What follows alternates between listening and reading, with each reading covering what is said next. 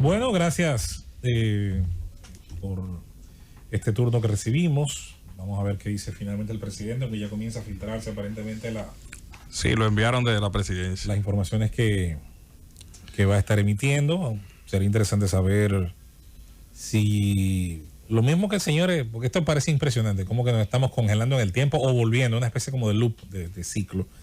Si esto se va a hacer y el poder político va a decidir de nueva vez tomar estas decisiones, con el costo que va a tener, de empresas que estaban retomando horarios y que no sé si también se está tomando en cuenta, pues, el hecho de que los segundos turnos que habían habilitado el retorno de mucha gente al empleo, bueno, ¿qué se va a hacer? Pero amén.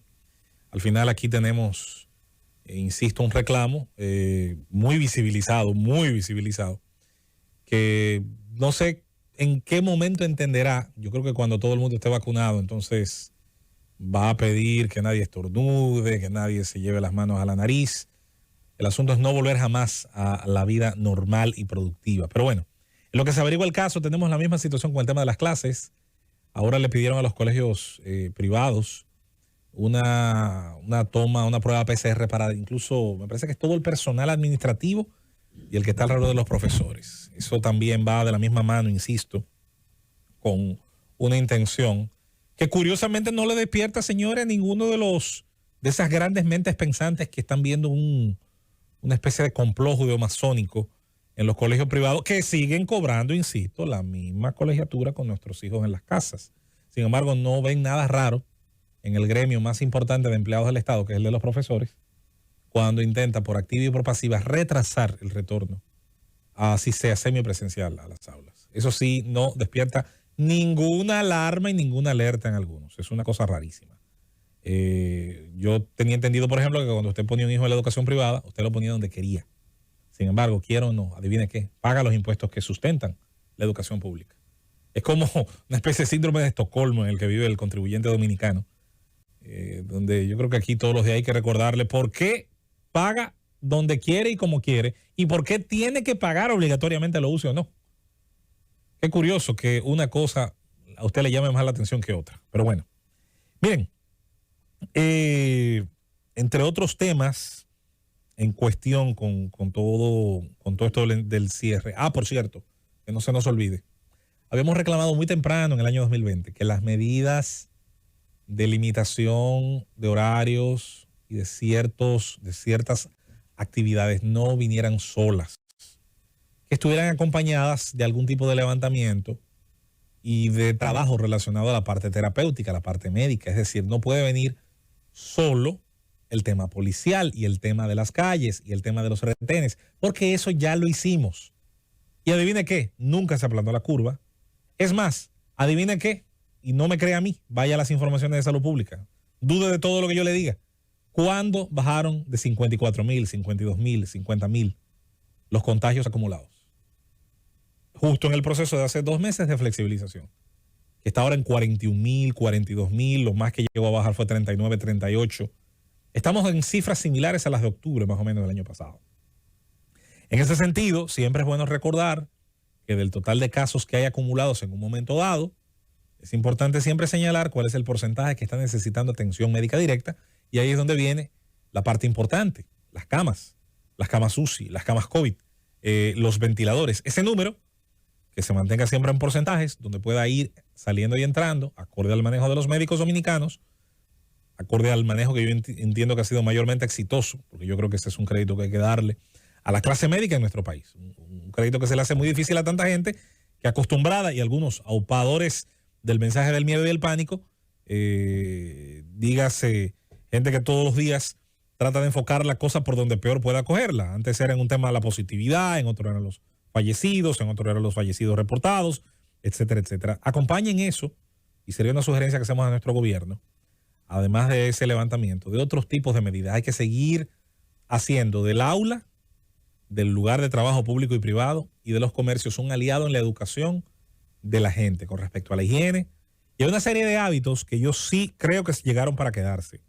Hay una serie de hábitos relacionados a este tema de la pandemia que sí probablemente se van a quedar con el paso del tiempo. Y una demostración de ello es que países como Taiwán, Corea del Sur o Japón, donde han pasado distintos tipos de pandemias, gripe, SARS, gripe aviar, y donde por un tema también de la propia polución, la gente tiene la costumbre en esas naciones o de usar mascarilla de manera permanente cuando sale a las calles.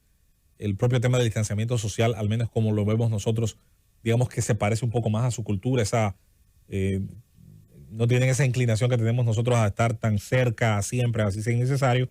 Posiblemente muchas de esas cosas llegaron para quedarse, pero dependen siempre del criterio propio.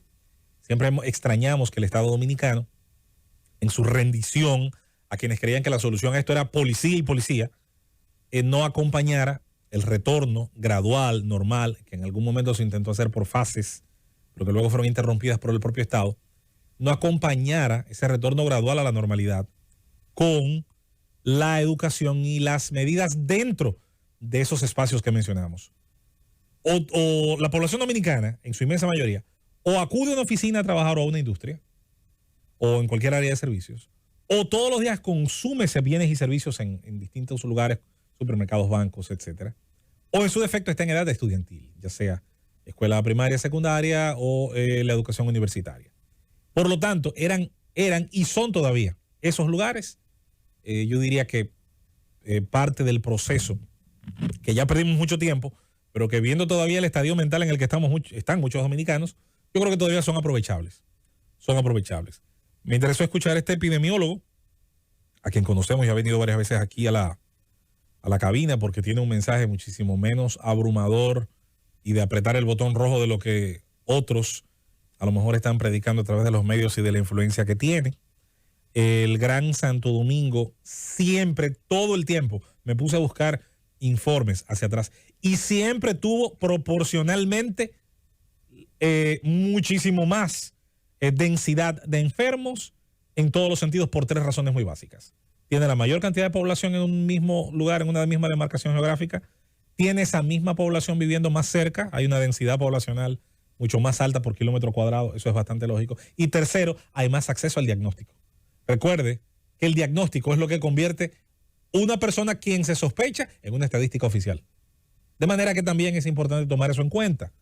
Pero al final las medidas que tome nuestra autoridad tienen que ser respetadas, así no estemos necesariamente de acuerdo en lo que se inspiran, así no estemos necesariamente de acuerdo en cómo se sopesa la data que establece los mismos métodos científicos que usan los médicos y cuánto de ello lo someten a presión, pues otros observadores mediáticos, como igual pasa con el tema de las escuelas, como igual pasa con otros temas. Sin embargo, fíjense que esas matrices nunca atacan, por ejemplo, el desastre del transporte, donde hace muchísimo tiempo los jerarcas del transporte se olvidaron hace mucho de temas de distanciamiento y demás. Hace muchísimo tiempo que nadie le exige a una guagua, a una voladora, a un autobús, de la OMSA, un mínimo, si es que existe, que se cumpla. ¿Verdad que no? No, eso se les olvidó a los guardianes de la moral y las buenas conductas en la República Dominicana. Lo mismo, insisto, nadie nunca se metió con la banca, porque puerco no se rasca en jabilla. Aquí hay intereses que no se tocan y que nadie va tampoco a ponérselos en contra. De mi parte, no es tampoco mi interés decir que esos sectores deben demonizarse. No, todo lo contrario.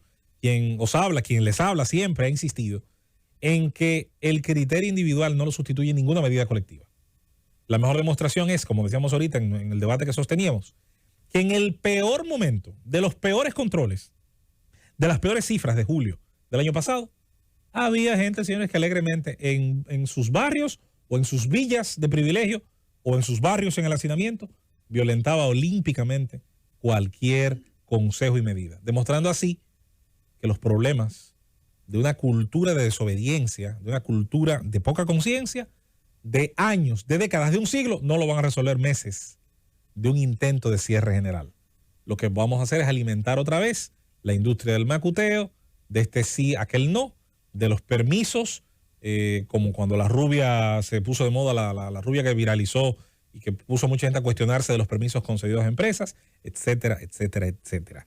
Cuando las medidas que son de prohibición y control, insisto, no están acompañadas de otras que en otros campos ayuden a la gente a comprender qué es lo que vamos a hacer, además de vacunarnos, además de tener una serie de hábitos higiénicos, de hábitos de sentido común, cuando no está acompañada de esa idea y de como se dice en la política estadounidense, el palo y la zanahoria.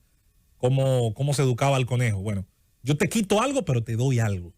Yo te abro una brecha en algunos aspectos, flexibilizo algunos aspectos, pero endurezco otros para intentar con eso generar un mensaje disuasivo. Sería lo único que nos atrevemos como ciudadanos a pedir, a decir, a sugerir que acompañe las medidas que anuncia el presidente. Por último, Francis, en este rodeo de temas que hemos hecho, por último, que no pase desapercibido lo que en la Organización Mundial de la Salud, países poderosos, influyentes del mundo, no solo Estados Unidos, que sería quizás hipotéticamente el que todo el mundo espera, diga cosas como esta.